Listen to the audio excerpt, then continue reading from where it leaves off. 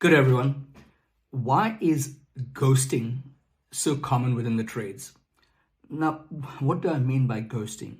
It's when there is a dialogue happening between two individuals, employer to a subcontractor, employer to a tradie that's about to start work, where one of them, having conveyed that they will do something, then stops all communication and either doesn't turn up for the job on that day, or doesn't provide a response despite that initial warm greeting.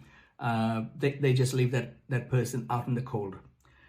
What are the possible reasons for that?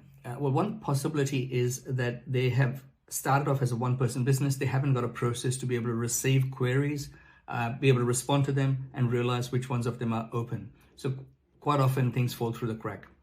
The second part of it is looking at this business and their business from a very short-term point of view.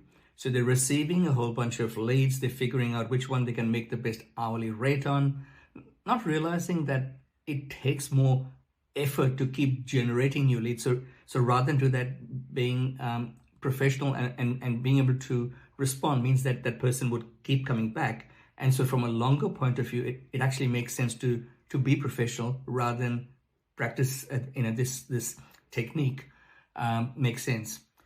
And the third aspect is that they find it difficult to say no. So someone's reached out to them, they've offered a rate that they're not really happy with, and rather than go out there and engage in a dialogue about why the rate that they see as being fair is relevant, they would just leave that person out in the cold and just move on to something else. Let me talk about in the next session why this is harming those that are doing the ghosting and why this is really destroying the industry.